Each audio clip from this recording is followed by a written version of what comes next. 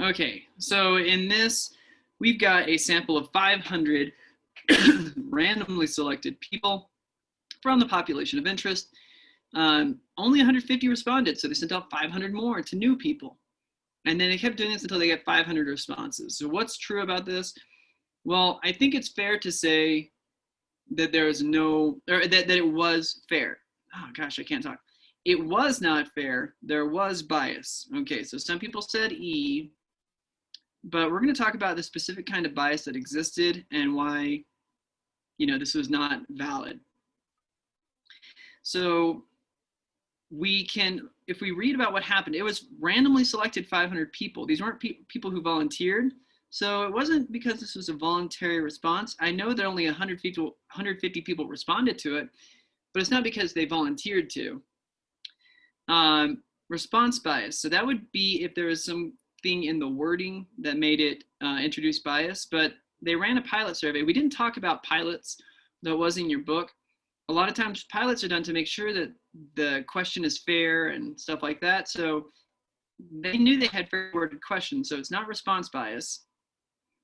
So it's either non-response or undercoverage. Undercoverage would mean that there was a segment of the population that just was not included. And so far as we can tell, they randomly selected 500 from their population of interest. They didn't overlook anyone. From the information we have, I think it's fair to say they did not leave out someone who should have been polled, or a group of people that should have been polled. What they did have is non-response bias, where people only 150 sent it back in, so they just decided to send out 500. So there's 350 from that original 500 whose voices aren't heard, probably because they just didn't care. So what we have is non-response, and we're only going to get the views of the people who chose to respond for whatever reason that was. So non-response is the correct answer. The next part of this, and this is something where maybe you guys can chip in. So if they set up their survey this way, how could they correct the bias, the non-response bias?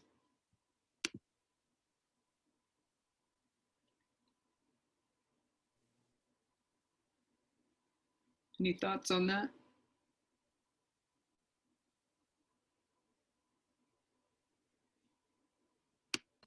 They could send the survey out to those 350 people that didn't respond the first time. There you go, and I like that. And that's basically the right idea. If you had 350 not respond the first time, then to prevent non-response bias, you go and you follow up with those people and you get their responses, as many as you can. You're not going to get 100% participation in the survey, but you want to have as little non-response bias as possible. So that's the idea. So I like that. Good answer. And so when you're following up, you might call them the second time around. And then if they don't call, maybe worst case scenario, you send someone to their house. Now, for a customer service survey, it's probably not that big of a deal, but sometimes it is. Okay. Let's get started. Sorry. So you can see we have quite the agenda. We're going to hopefully get through it somewhat quickly. We're going to start from the end, actually. And what I mean by that is we're going to look at a diagram of an experiment. And this is from the textbook, so you might recognize it. And we've got experimental units. Don't worry about memorizing all this stuff if you, though hopefully you read it and you already have an idea. We have blocks, which is similar to stratifying when you're sampling. You've got treatments right here, treatment groups, and those are the levels of the treatment. And they're both the same above and below. No worries about being late. There's a specific level of control of treatment right here, which we call the control. And then we have our response or response variable. So this is kind of what an experimental diagram looks like. And we're going to break it down now. Now, some of this wording is very weird. When I was going through it last hour, I was like, I don't like how I phrase this. So hopefully we can still get the idea. So in an experiment, we are manipulating factor levels to create treatments. And we're randomly assigning those treatments to our subjects, our experimental units. And then we can compare the response to figure out if there's some kind of a causal effect. And this is the only way we can assign cause and effect in statistics. So everything else, we can just say there's an association, but here we can say, okay, through this experiment, we have evidence to suggest that there is a cause and effect. Okay, so this is the part where it's interactive. You guys have to help me out. We're gonna run an experiment today, and this is gonna be probably the hardest question you have. What are we going to be testing? What kind of experiment are we gonna be setting up today?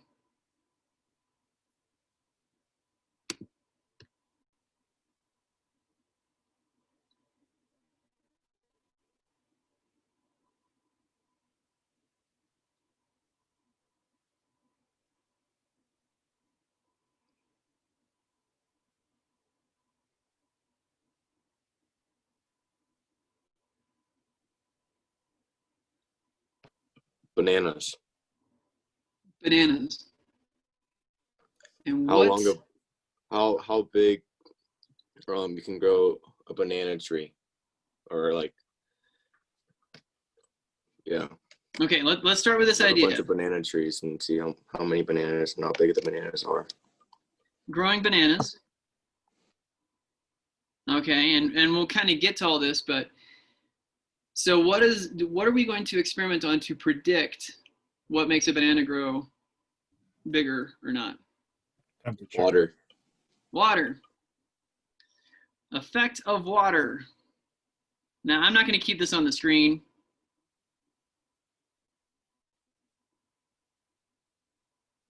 Effect of water on growing bananas. There we are. So what I want you guys to do is have a piece of paper beside you, and I want you to kind of keep track of this as we go through. Our experiment, I'm just going to copy this down now, is effect of water on growing bananas. Okay, so we will erase this, and we're gonna work with that. Everyone needs to have that written down somewhere, because we're gonna be working through what's required to make an experiment out of this. Okay, we're gonna start with experimental units. The actual humans, animals, plants, or objects that are assigned to different treatments are called the experimental units. If it's humans, we might call them subjects or participants. Participants is probably the nicest name for them. Subject sounds like you're doing something evil to them. All right, so for this experiment, what are the experimental units? Bananas. Bananas?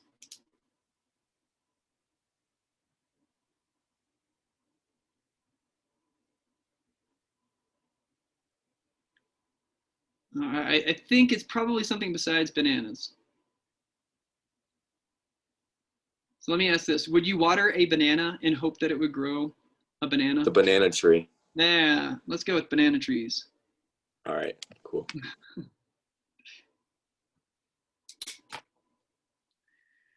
All right.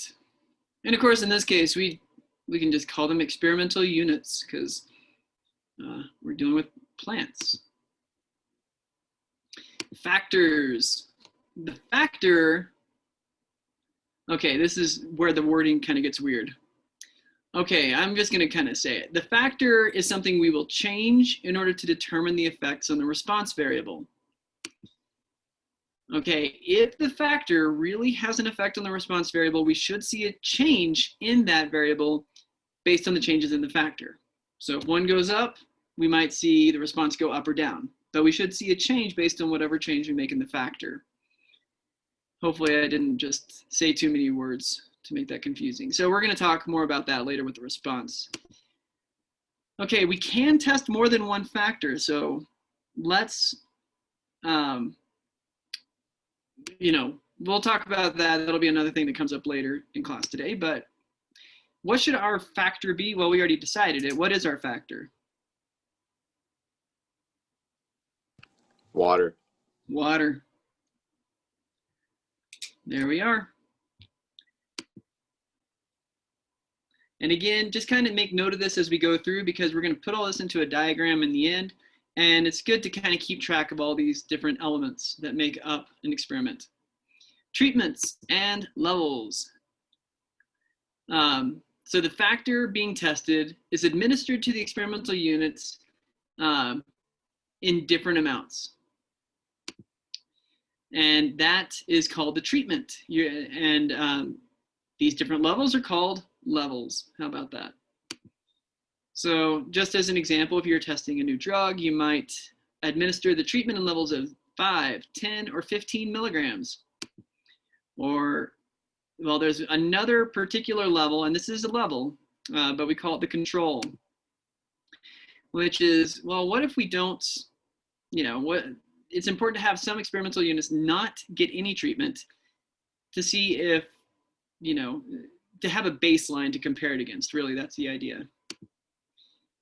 So in a medical trial, a control would be called a placebo, and that would be a pill that's known to have no effect, such as a sugar pill. Okay, so in this particular experiment, what treatment levels and control might we have?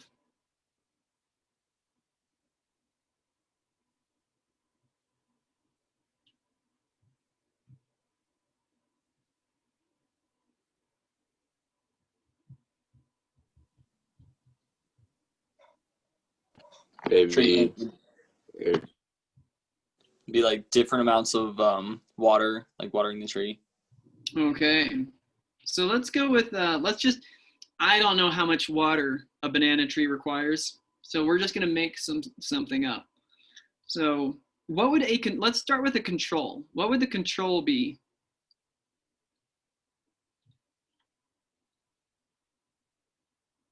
No water. No water. And I think when we say no water, that means if it rains, it rains. But we're not going to add any extra water to that tree. So no water added. And I think that's fair. And I'll just kind of put a note next to that level to say that's our control. So let's come up with at least a few levels. What amount of water might we give?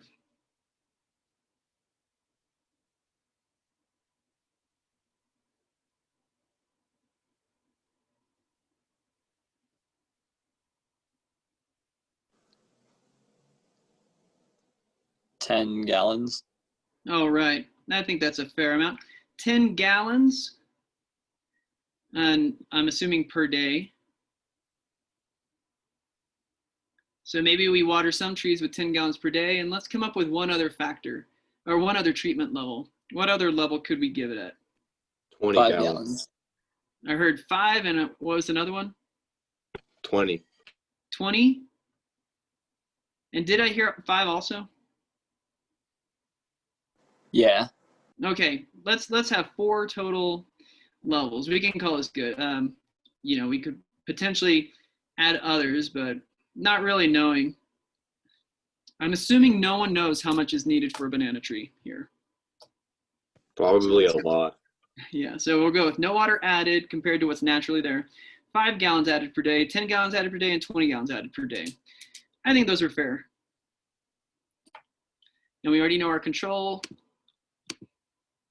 Okay, now this is one of the key characteristics and properties of an experiment. Now these are trees, they don't decide anything. But if it's people, it's important that the participants don't choose what their treatment is.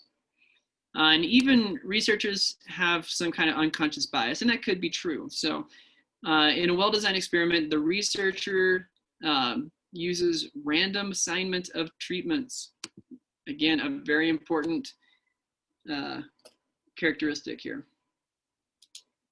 So how might randomly assign treatments for our experiment.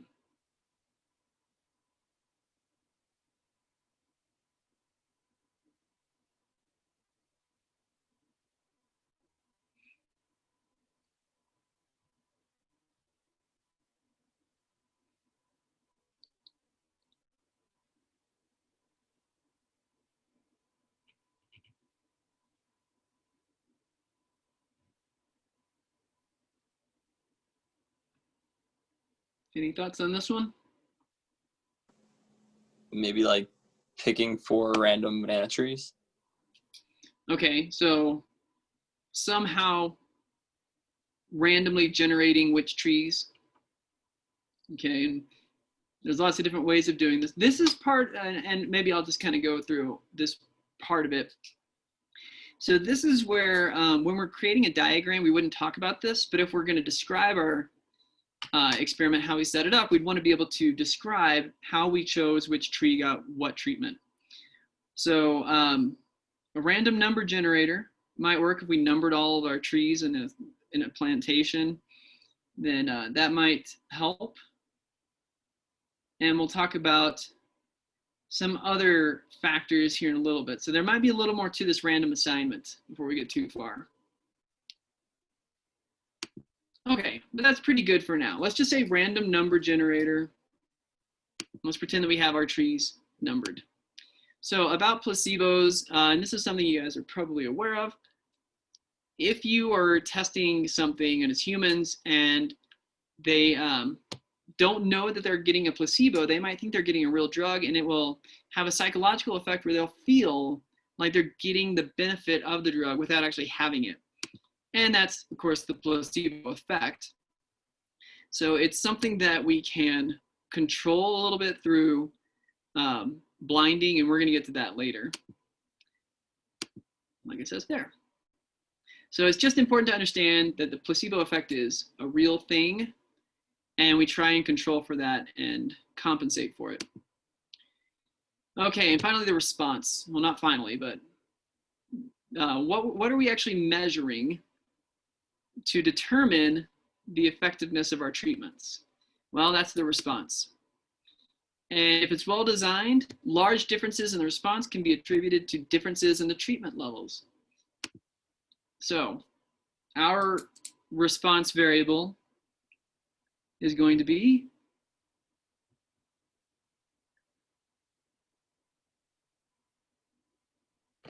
Either how many bananas the tree produces, or how tall the tree is, or the banana length.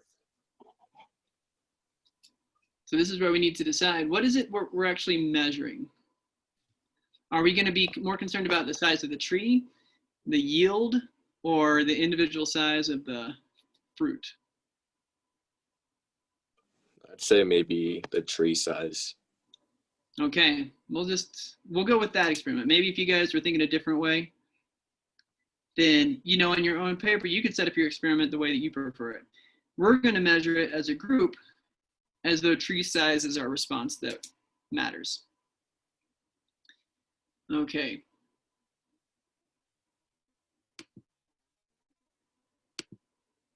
Though I will say with tree size, it's probably something we're going to have to measure over the course of a very long time. I don't know how fast banana trees grow. All right, so now we've got principles of experimental design. And again, this is in your textbook, but you need to have control. You need to make sure that you are isolating the changes to just your factor, and everything else is kind of kept constant.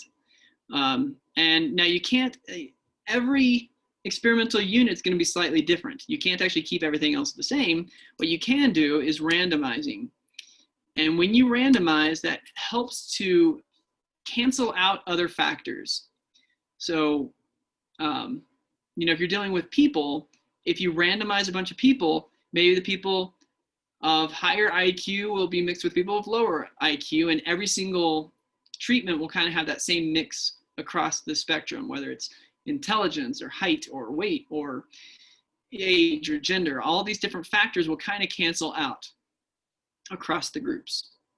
Okay, so randomizing important to do that. Replicating. So you're going to gather as many experimental units as possible. And the more you have, the more powerful the results of the experiment. We're going to talk more about this, but if we only had 4 trees in this test we're going to run, then we would benefit by doing that a lot more, like maybe having 10 trees for each treatment level. And then maybe even better, having 100 trees for each treatment level. And that'll give us a really clear difference. Okay, and then finally we can block. We're going to talk about this in just a second. But if there are identifiable features of the population that can't be controlled, they can be blocked, or rather they can be accounted for with blocking. And so we can think of it like we talked before, as though it's strata for a sample. Any kind of defining characteristic. Okay, now we're going to talk about it here. So we are, yeah, it's the same as stratifying. So if you guys learn analogies, I don't know if that's a thing on ACT. That was a big thing for SAT. So blocking is to experiments as stratifying is to sampling. And just like stratifying, blocking has to be considered at the beginning of an experiment during the design phase. If you're going to do a sample, you have to stratify from the beginning. If you're going to block, you have to block from the beginning. You can't decide at the end to go back and add in some blocking, because it's already been randomly assigned at that point. Okay, so there you go. How are we going to block for our experiment with banana trees?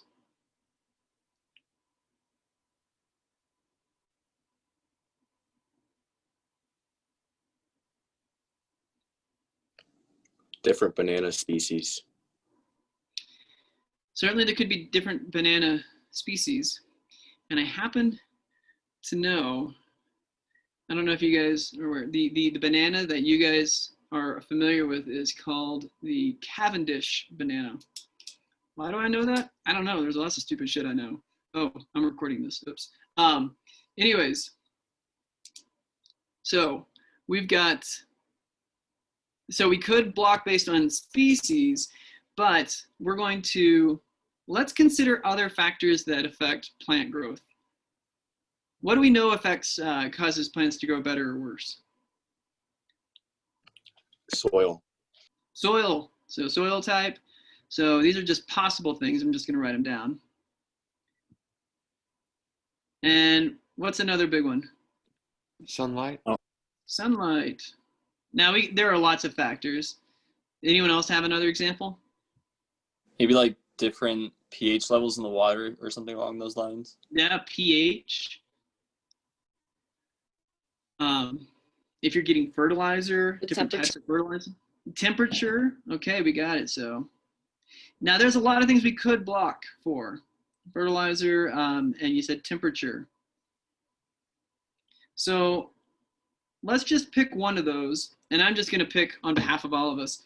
Let's say that some trees are shorter and in the shadow of other trees, so they don't get as much sunlight. And other trees are taller, and so they can get all the sunlight they need. So let's say everything else is pretty constant. Every tree is getting the same fertilizer. All the soil is the same across this plantation, and the temperature is generally the same. So really the only difference where we're testing is sunlight. So we are going to block this one based on sunlight. And maybe we could say, just define it between partially shade, so part shade versus full sun.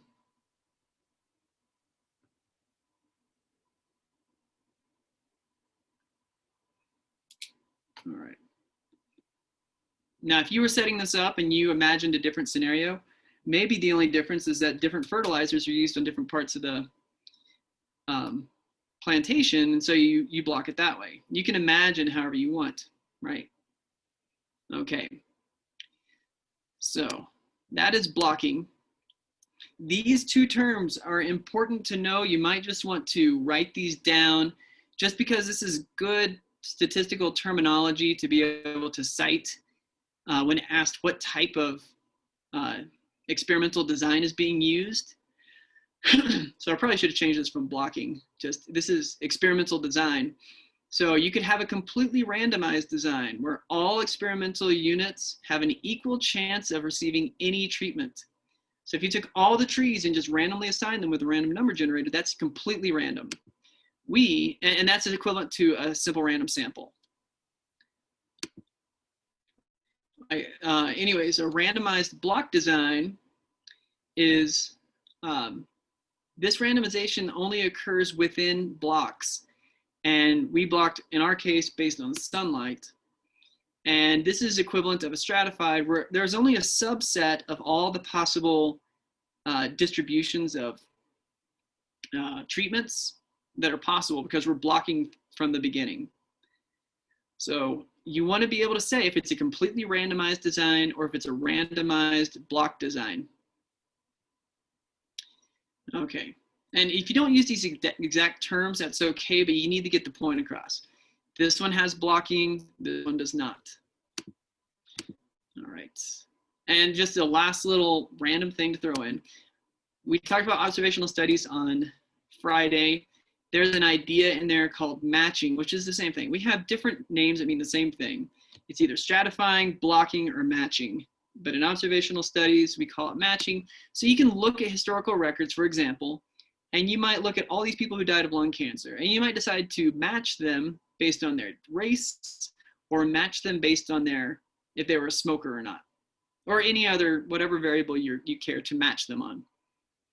So same idea, and hopefully this is all clear. Any questions on what we've talked about so far?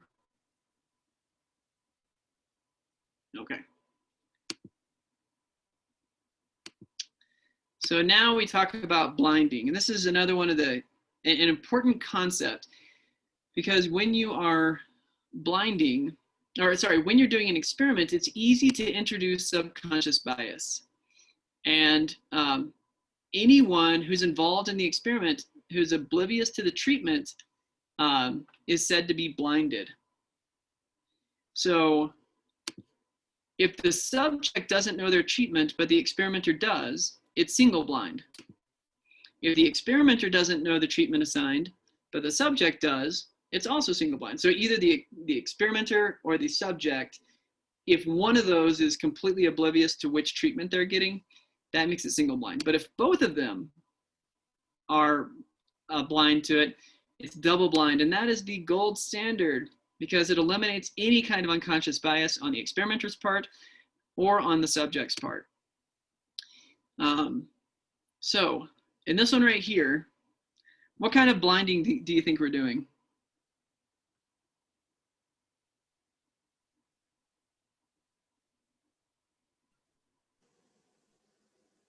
Double. Isn't it single blind? I think it's fair to call this, this is interesting. I'm not sure if you'd call this double blind or not because one of them's a tree, right? We think about double blind and single blind. I meant single blinded. Yeah. I mean, technically, yeah. I mean, the tree doesn't know, but yeah, I think it's probably fair to call it single blind or just it's blinded at this point. Makes a little more sense to use single and double blind if it's people on both sides. So anyways, it is blinded. I guess in some technical sense, it's a single blind. So how would we blind the researchers?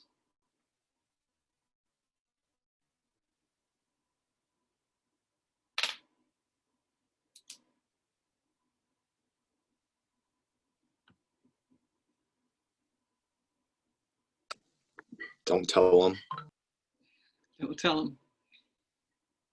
And okay, for this, you probably need a third party, someone who is who can randomly do the assignment of which tree gets which treatment, and at the end, the researchers get the results. So basically, they don't know which tree is getting which treatment. They just go and they can gather the data later. And of course, it all gets sorted out in the wash in the end. So blind, I guess it's technically single blind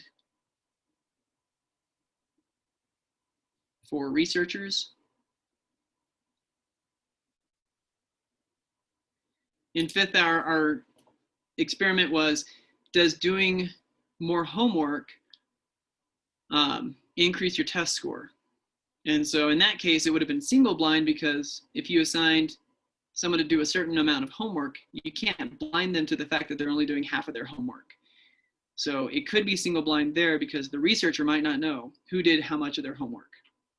Okay, so hopefully just the idea is making sense. Oops, didn't mean to skip that. Now we're going to diagram this experiment. I've got this blank page, and I'm going to go through and figure this out. We've got banana trees, and those are our experimental units over here. How many banana trees should we have?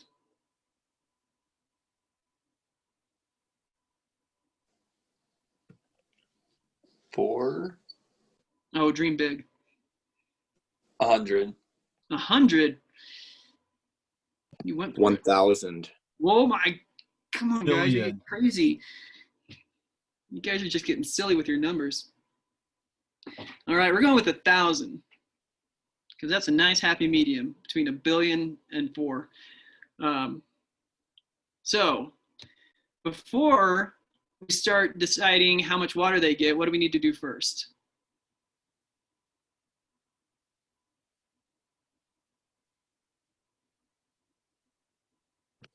Put Block them 'em. into blocks. Put them into blocks, okay. And this is not random. We're going through and we're going to figure out for these 1,000 trees. Maybe the trees themselves were randomly selected, but within the, to define them in the blocks, we're going to go through and figure out which ones are full sun and which ones are part shade.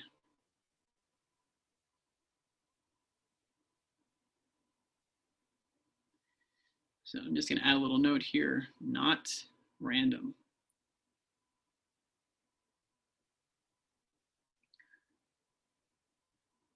So you've got them split. How many do we say are in full sun out of these 1,000? 500.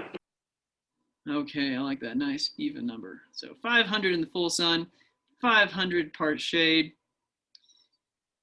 Okay, so now these 500 in the full sun, what do we do with those?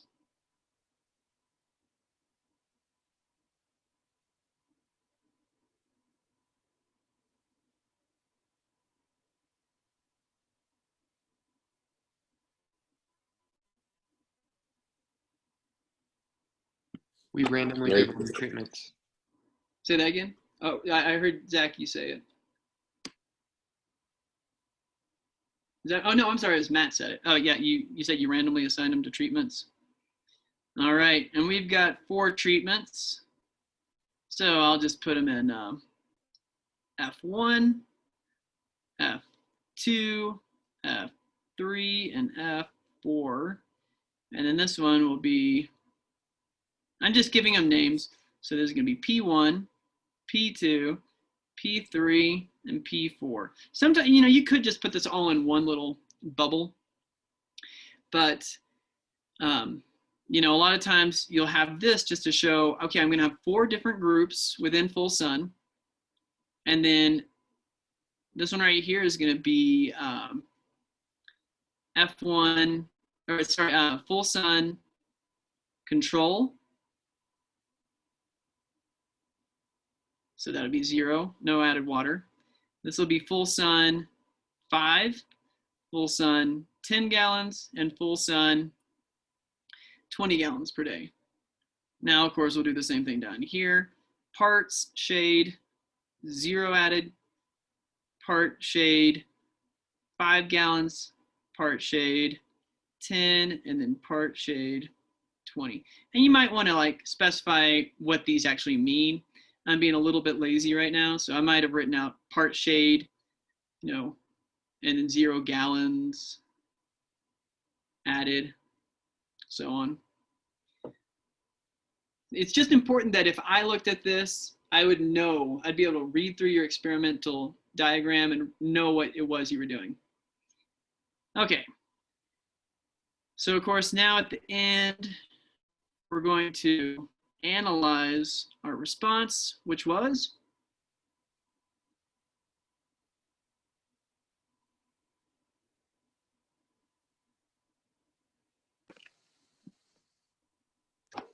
Tree length. tree Tree length, height, my bad. tree height. So tree height, and again, if you're setting it up a different way, maybe you're like, I don't want to use tree height. I'm going to use banana yield, how many bananas it grows, or the average size of the bananas. So whatever you want to be your response, I'll go ahead and go with tree height right here.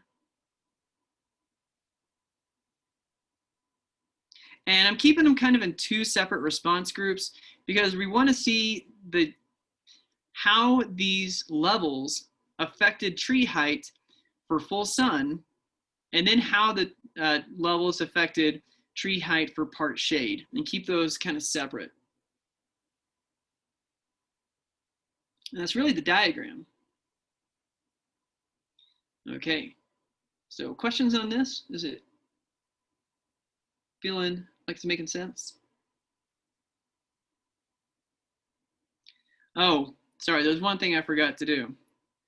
We want to specify how many trees are in each group. So how many trees are going to make it into our F0, this top one right here? 125. 125. And of course, if we did this right, all of them should have 125 trees. I failed to write that down. And yeah, we can go down the entire thing. Now, again, if we made up some numbers. If we had said that it was like 800 were in the full sun and only 200 were part shade, of course, it wouldn't be the same amount in each group the full way through.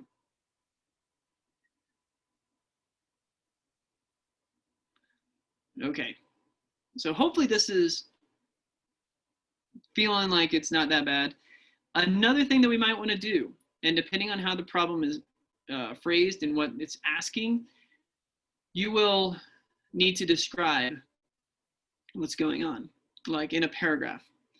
And of course, I realized another thing I forgot to add on this is I want to show that this right here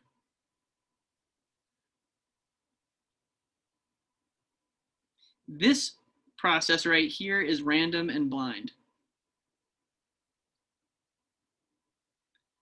Okay. I'm looking through, make sure I don't have any more. Oh yeah, I forgot anything else like that to say. So I'm feeling like we've got it all at this point. Okay, because I'm about to delete this, but hopefully you guys were following along, maybe copying it yourself. So another thing we might need to do is describe how we would set this up. Like, so just to write it out, because I know that will help some of you out there, we could say 1,000 randomly selected trees on a plantation, banana trees, on a plantation are blocked by sun level, and we might specify full sun and part shade. Within blocks,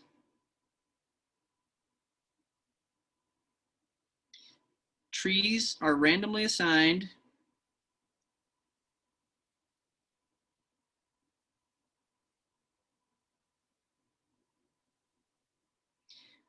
using a random number generator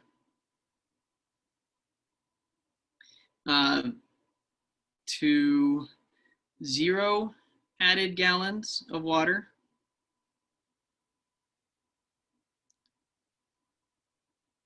per day. You see, this is quite a lot of writing, and some of you are already really good at this. I see your tests, and you guys are really good about really writing this stuff out, but I want to show for some of you who aren't putting enough information what I'm looking for per day. And I might add here, this is a control. 5 gallons per day, 10 gallons per day, and 20 gallons per day. And we didn't talk about this, but let's say that we do this for an entire year. Let's say that that was the length of our experiment. After 1 year of this treatment, our response variable is measured. Now, as a class, we said tree height, but if you individually said banana yield is measured, then you would say the number of bananas grown by each tree is compared, or are compared, whatever it is. After 1 year of treatment, tree heights are compared to see if the differences based on treatment level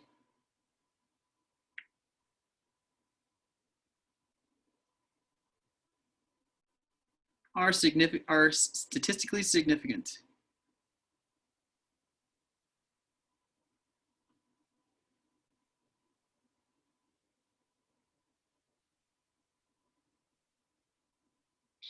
Let's see. I'll just leave that there for a second. And I don't like to think that in statistics, you're learning templates to answer to make AP happy, though that can be the case sometimes. What I'm really trying to get across with this is that you're explaining your statistical thinking. So it doesn't have to be written exactly like this. And I want you to kind of think, how would I describe this so it's very clear what my experiment is doing, how I'm setting it up, how I'm controlling it, how I'm blocking for it, all this stuff. And so I think this gives a clear enough explanation. Any questions on that? So my full answer, I might have the diagram down below, this paragraph up above, and that's it. Okay, I'm about to delete this, so hopefully you guys have the idea. We haven't talked about statistically significant, but that's going to come up in just a minute. All right, in fact, is that next? I don't even know. Oh no, we're going to look at two-factor experiments. This table came up already, but we're going to get to that table.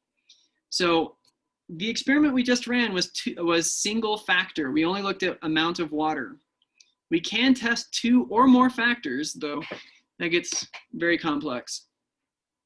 So let's say we only wanted to test whether certain ACT prep course, or we wanted to test whether a certain ACT prep course was effective, while also testing to see if getting a good night's sleep was beneficial. So here are treatment levels for the ACT prep course. You either took the ACT prep course or you didn't, and that's a control. For sleep, we could say, okay, you guys only get 6 hours of sleep, and there's 8 hours of sleep, and since that's kind of average, we'll call that the control. And maybe some people would tell them to get extra sleep, 10 hours.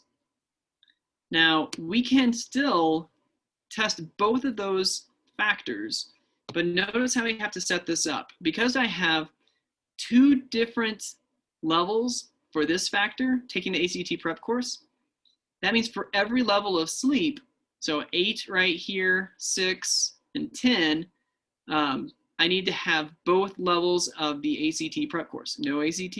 Yes, ACT prep. So 6 has both with and without, 10 has with and without. So by doing this, we should get enough information to kind of figure out, did both factors together have a big influence? Did only one factor seem to have an explanatory influence? And hopefully that's all good. Don't think I need to say more about it. This is also from your textbook. And keep in mind that because, and this can grow very big. When you have all kinds of combinations like this, combinations grow really big. If you've ever done the certain types of webs and whatever they call those things, there's these different diagrams you can draw.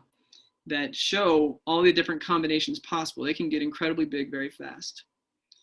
Okay, keep in mind that because all these treatment groups can grow very big very fast, we're going to need more participants, more experimental units. So in this one, they took 12 plants from a garden store, 12 tomato plants. They were testing on, I think, fertilizer and how much water. So here they had no fertilizer, no extra water, half dose, full dose with no water, control, half dose and full dose with added water. So anyways, notice that when you take the 12 and you split them up, there's only 2 per treatment. Now this could benefit from doubling it. So just keep that in mind. If you have a lot of different treatment groups, you're going to need a lot of experimental units. Okay, but I think that's clear enough. So one of the things that's a little bit confusing is right here with confounding variables versus lurking variables. We already talked about lurking variables back at some point. I don't know, time is an illusion right now. So at some point we talked about lurking variables, and here's the idea there. If we've got 2 variables that seem to be causally related, though we can't say that they're caused, but we've got number of employees at Snowball and the time in traffic on 180. And there seems to be a very clear correlation between those 2. Now, is one causing the other? No, because we have a lurking variable. The fact that it's wintertime is, in a sense, causing both the number of employees to go up and the time in traffic on 180 to go up. So that is our lurking variable, which is really the causal factor for both of these. And we really use lurking variables when we're talking about associations. In the experiments, we have confounding variables. So in this one right here, let's say we're testing type of fertilizer and measuring plant growth as a response. And we're only testing fertilizer, and what we don't realize is that maybe something that is simultaneously different is potentially the cause of the changes in response. So it is a different causal factor that maybe we didn't consider. Generally, this would be something that simultaneously explains, it associates with fertilizer, or, it associates with the other causal factor. So one example given in the book was, what was the example in the book? I'm trying to recall it. My mind just went blank. But, we were talking in 5th hour with homework. Doing your homework might lead to better test grades. Let's say you find that. Well, a confounding factor that could be, maybe it's not just doing the homework is making you do better in tests, but those people who are forced to do all their homework are reaching out for help more often. They're talking with their friends, talking with the teacher, going to the book. So it's reaching out for help and getting tutoring is actually the cause. And so maybe that's the confounding factor. Okay, does that make sense? Okay. So in our experiment, we set it up. What is a potential confounding factor here?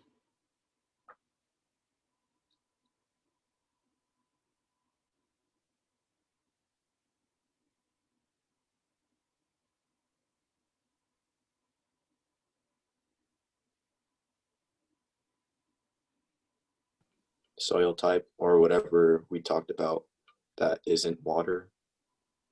Yeah, it could be soil type if we're not careful and there really was a difference in soil type. Again, with randomization, hopefully this would be accounted for and all the randomly assigned would have enough mix that wouldn't be the case, but it could be a confounding factor. This is kind of tricky. Is there anything associated with sunlight that might be a confounding factor?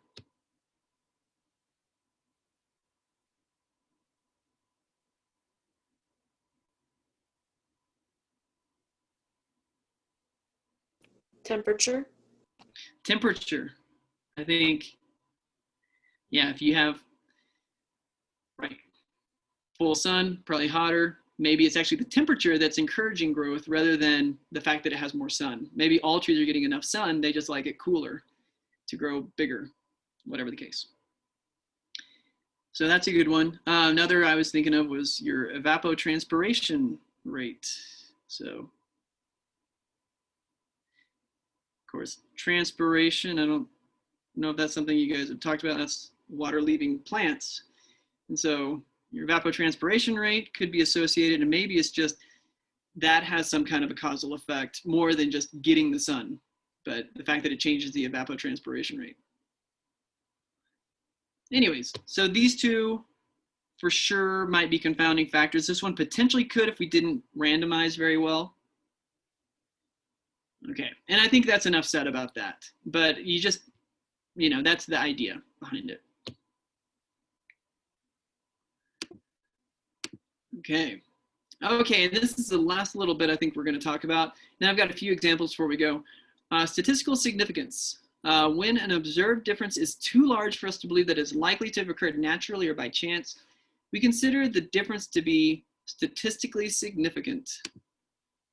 So the second half of this class is going to be doing a lot of calculations and learning a lot of formulas to calculate statistical significance. But for now, it's just important to kind of think through, is there sufficient difference based on our levels to consider it statistically significant? So here's an example. If medication A resulted in a 50% reduction in reported pain level, but the placebo only gave a 10% reduction from the placebo effect, this 40% difference, so it's the difference between those two, that 40% difference tells me that there is probably a real effect on that new medication. Okay, so this might be a little bit tricky, but what kind of results would you look for that we could see as statistically significant? And just to make this easier, I'm going to consider the control group, so 0 gallons versus our biggest, 20 gallons per day. So what kind of difference between those are you looking for in order to say, yeah, that seems big enough of a difference?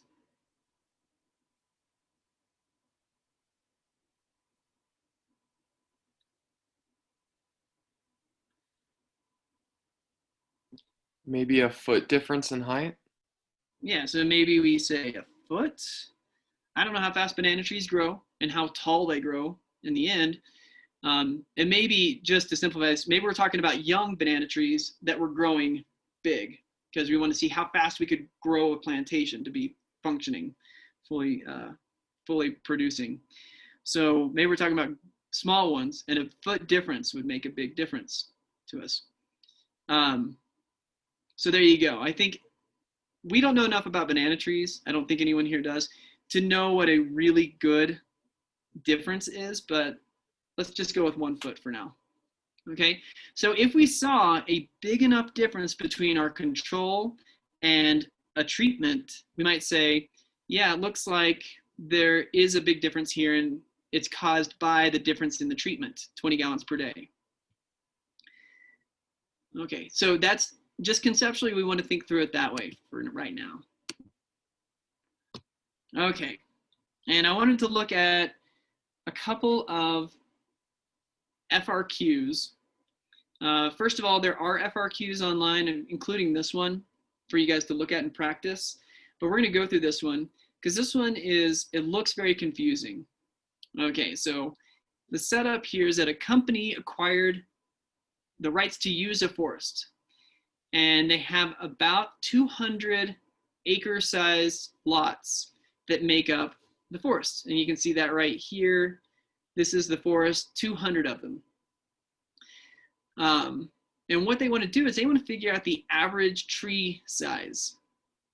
Not every one of these lots is the same. Like in 6, you can see they have fewer trees, but with bigger diameters. And the size of these circles determines the size of the tree. Plot 121 has, where it was cut not too long ago, has a bunch of young trees. So they're smaller, but there's a bunch of them. So what we want to do is we want to figure out how to do a cluster sample to get a random sample of approximately 5% of the trees of the forest using the plots as clusters.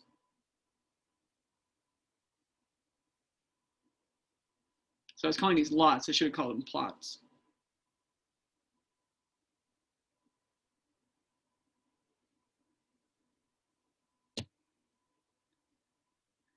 I think that's the key behind this. I'm going to see if anyone has anything to say, but using the plots as clusters, how would we get 5% sample?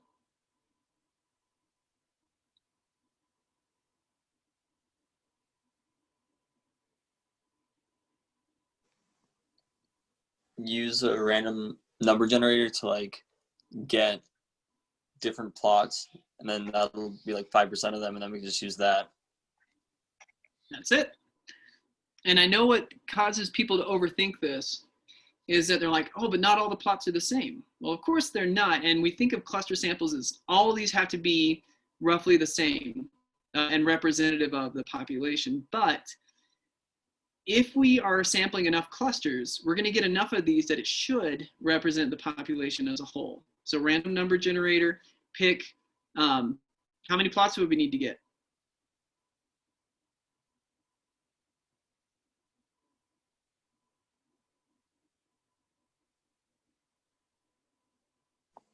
$10. 10. There you go. We're looking for 5%. So 200 times 0.05 gives you your 10. Okay, so we need to get 10 randomly selected from a random number generator. I'm not writing this down, but I would want to write a sentence saying that. All right. Any questions on part A? Okay. Part B, now we're going to use stratified sampling to obtain a random sample of approximately 5% of the trees of the forest using the plots as strata.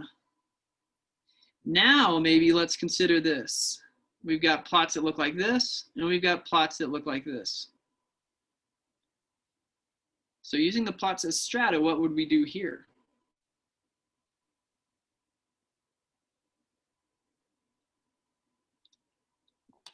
Pick 10 plots from each different size. So like 5 of them would be the small trunks with a lot of them, and then the other 5 would be the big trunks with not as many. There you go.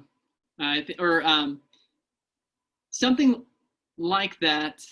I think what we might have to do for this is look at all 200 plots and separate them all. Let's say that, you know, all these that I'm only going to go through a few. I just start going through and saying, oh, all of these right here are plots like number 6. And then from those plots, I can sample, 5%. So that seems to take a little bit more work, okay? So we would want to find all the plots that are like 6, all the plots that are like 121. Those are our 2 strata. And then, sample proportionally from the plots and randomly. Okay. I don't know if that was very clear. Do you guys have questions on what I was just trying to say?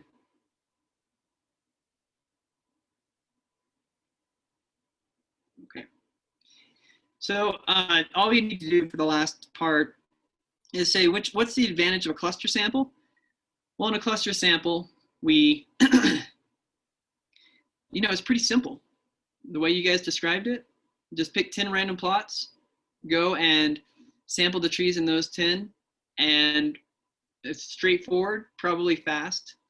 With the stratified sample here, that seems to be a lot more time consuming to figure out which plots have, fit into which strata. Maybe you can use some aerial imagery to help you out, but it's still going to take time. And the benefit is that, of course, you might get a more accurate number in the end. All right. So that was really all I was going to say about that one. This one right here, I wasn't going to go through the entire diagram of the experiment and everything. I did want to look at how we might use this diagram. So we have a new type of fish food has become available for salmon raised on fish farms. We want to design an experiment to compare the weight gain of salmon raised over a 6-month period using the old and new types of food. Now, the room that we are in already has 8 large tanks with randomly placed salmon. Okay. Specifically, the tanks on the north side tend to be colder than those on the south. The arrangement of the tanks is shown in the diagram below. So we want to design this experiment. And I'll give you a hint right here. You can use this diagram as part of your answer, and you can mark all over it. So if this is a real AP test, you could kind of use this as your as part of your answer. So we've got 8 tanks. I think it's fair to say we're going to have 4 with the new food and then 4 with the old food.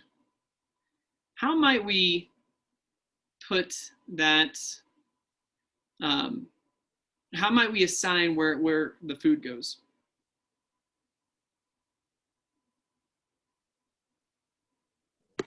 Put 2 of each in the front and 2 of each in the back. Okay. So I could, in a sense, block the front and block the back. So let's say the old here, the new there, the new there, the old there. Is that going to be, and then let's say it's like that in the front. Do you think that is the fairest way? No, because the olds in the front are like right next to the window, whereas the news are right by the door. Okay. So maybe we could do a slight tweak to that. That's a good start. What else could we do here?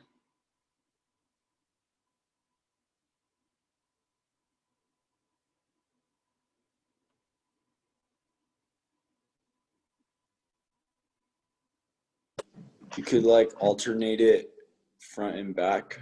So like at the bottom one, you could start with N and then go NO. So that way they'd be in the various lengths of the SOR. Okay. I think I'm following you. So if I started in O right here, what would 6 be?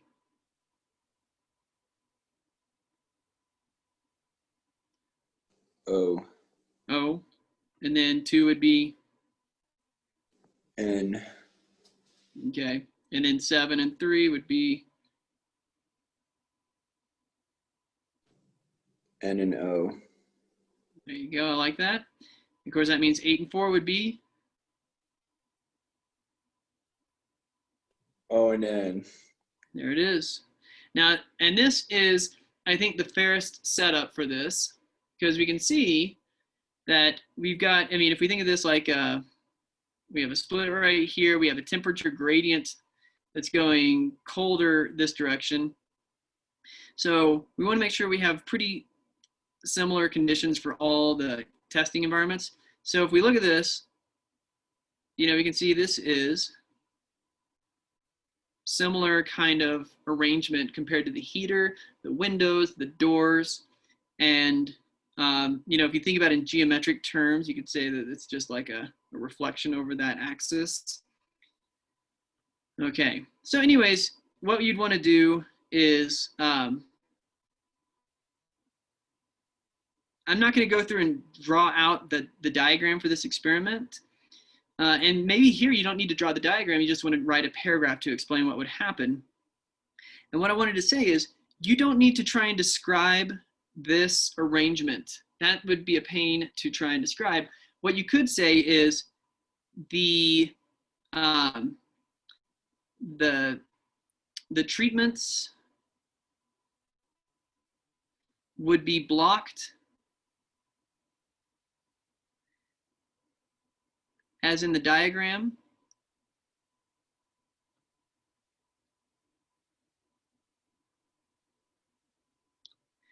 So as to balance out all potential factors like temperature and sunlight. So, you know, if you had a diagram showing how you'd set it up and you have a reason why you do it, then you could say, you know, just kind of write a sentence to that effect. And the other thing you'd want to make sure that you include is you need to talk about your response. You'd say, the way this is set up is they're going to be fed for 6 months. And then you'd want to say, after 6 months of feeding, the, is it the length or the weight? The weight gain. So we're worried about weight gain right here. So we would compare the weight of the salmon after 6 months of feeding to assess the effectiveness of the treatment. Okay, are you guys good with that, or do you need to see some more written out?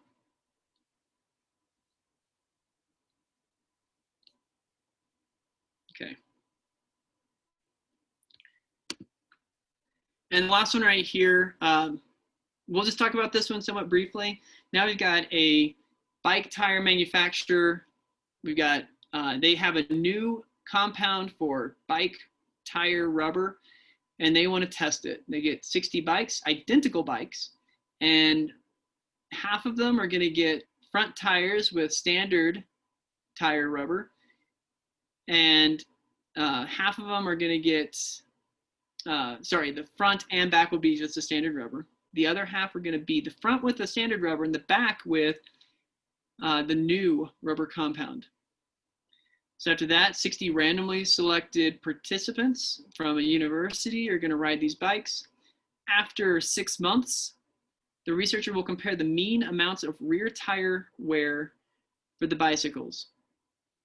So what type of design has been proposed for the study?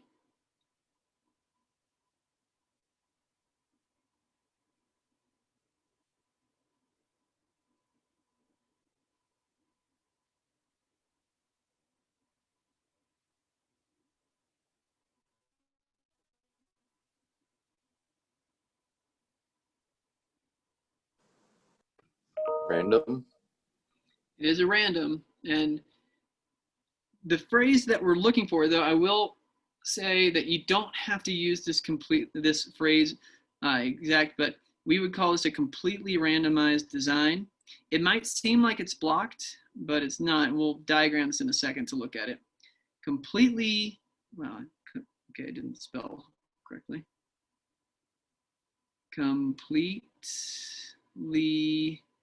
randomized design, as opposed to a randomized block design. If you don't remember those phrases, that's okay. You can just say this is a random experiment without blocking. Just some kind of phrase that gets it across that anyone has equal chance of being assigned any treatment riding one of the two types of bikes. Okay. What is the response variable?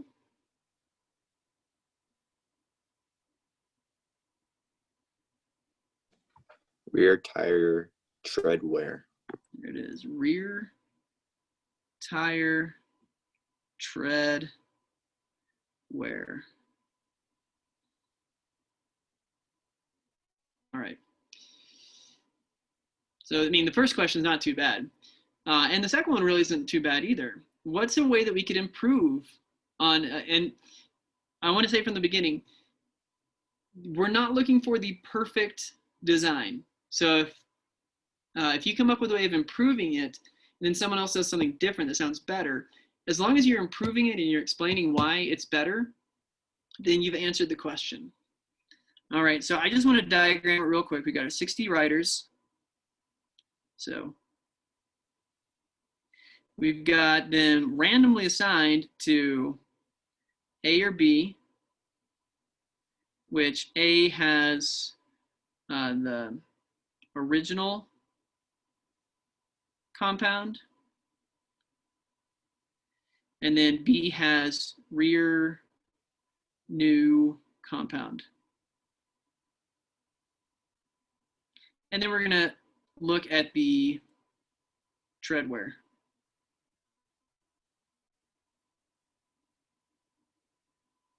Okay, so hard to write on this. So how could we improve on this? I'd say choosing your riders randomly from like a block of people with the same weight, and Okay.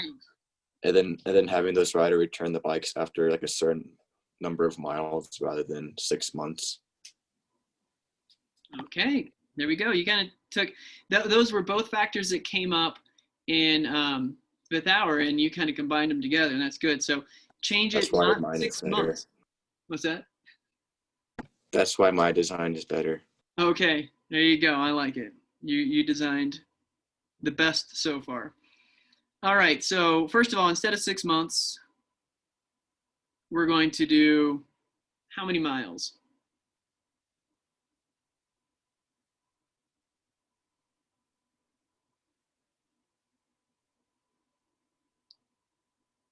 Well, we can get to the miles, but how would we split it up by weight? Maybe having like a range of 10 pounds, so maybe like 170-pound rider to a 180-pound rider.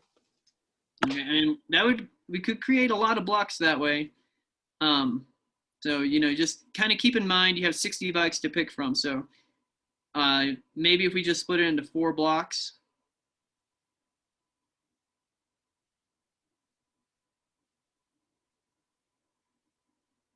Based on weight. Another thing we talked about in fifth hour was like a lot of times men tend to just weigh more. So if you just put it up men versus women as a proxy for the weight, but splitting it up by weight itself, maybe you could, just so we're not here for forever, maybe you have over 200 pounds. Then you could have 160 to 200 pounds, 120 to 160 pounds, and then below 120. Maybe those are your 4 blocks. And then, of course, those can all go to A or B. I'm not going to draw it all out, but. And then, now it's returned not after 6 months, after how many miles? I say about 200. 200 miles is a fair amount. So, and then this doesn't really go in the diagram anywhere, but if you were going to write about it, you could say, return after 200 miles to make sure it's the same distance traveled. There we go. Hopefully that's good. Any questions on this FRQ? Remember, FRQs do require you to write out your thinking. I was lazy here. I just put this. This is not a good answer. I would want to say, this is a completely randomized design because there's no blocking, and the response variable is rear tire tread wear. Done. Okay. The one other improvement that came up was maybe since they only did the rear tire with the new compound, maybe you could do the front and the rear tire with the new compound for that. But all right, we've talked enough about this. You guys are either completely getting it or completely confused by now. So either way, you're set. So there are practice FRQs on the Canvas page. Look through them. There are a lot of problems. This is 17 problems. Of course, you don't have to do all 17. You only have to turn number 47 in. These last 6 are the ones that say, like, here's the situation, design, and experiment. This is going to give you the most practice. The stuff at the beginning is more about the observational studies. And 7 through 19, these are really good to go through because it gives you a fully done kind of statistical analysis. And it wants you to go back and determine, Is this an observational study? What kind? Is it an experiment? What are the experimental units? And, just go through and try and answer those in your head, write it down, whatever helps you the most. But these last 6 are the ones that make you think through the full experimental process a lot more. Test is tomorrow. One last plug, if you need help, it's showing up now. Don't forget, during your advisement time, you can come in to there's a link on the Canvas page. I highlighted it so that you know where to go. That is all for today. Thank you for sticking around, and I'll see you tomorrow. Thank you, Mr. Davis.